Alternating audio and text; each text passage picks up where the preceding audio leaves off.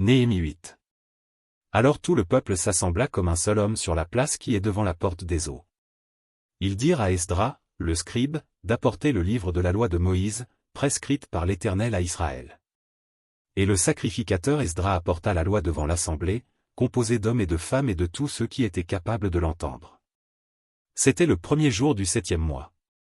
Esdras lut dans le livre depuis le matin jusqu'au milieu du jour, sur la place qui est devant la porte des eaux, en présence des hommes et des femmes et de ceux qui étaient capables de l'entendre. Tout le peuple fut attentif à la lecture du livre de la loi.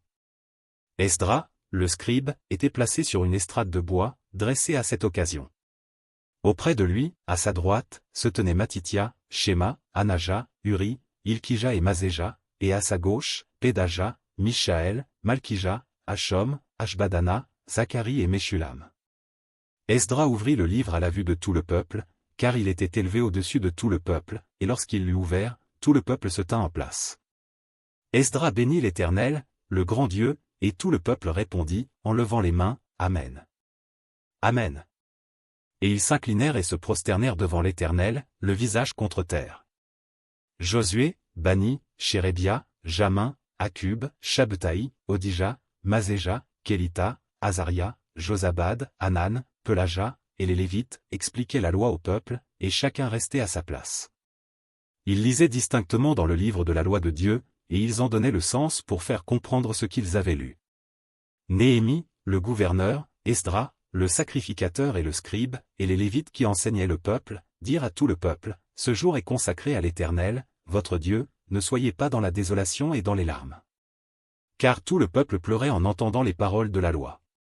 Ils leur dirent, « Allez, mangez des viandes grasses et buvez des liqueurs douces, et envoyez des portions à ceux qui n'ont rien de préparé, car ce jour est consacré à notre Seigneur, ne vous affligez pas, car la joie de l'Éternel sera votre force. » Les Lévites calmaient tout le peuple, en disant, « Taisez-vous, car ce jour est saint, ne vous affligez pas. » Et tout le peuple s'en alla pour manger et boire, pour envoyer des portions, et pour se livrer à de grandes réjouissances.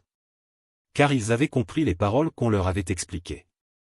Le second jour, les chefs de famille de tout le peuple, les sacrificateurs et les Lévites, s'assemblèrent auprès d'Esdras, le scribe, pour entendre l'explication des paroles de la loi.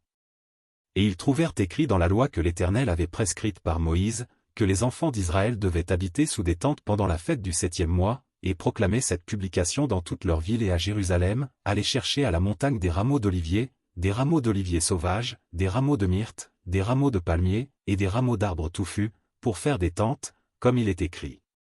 Alors le peuple alla chercher des rameaux, et ils se firent des tentes sur le toit de leur maison, dans leur cour, dans les parvis de la maison de Dieu, sur la place de la porte des eaux et sur la place de la porte d'Éphraïm. Toute l'assemblée de ceux qui étaient revenus de la captivité fit des tentes, et ils habitèrent sous ces tentes. Depuis le temps de Josué, fils de Nun, jusqu'à ce jour, les enfants d'Israël n'avaient rien fait de pareil. Et il y eut de très grandes réjouissances. On lut dans le livre de la loi de Dieu chaque jour, depuis le premier jour jusqu'au dernier. On célébra la fête pendant 7 jours, et il y eut une assemblée solennelle le 8e jour, comme cela est ordonné.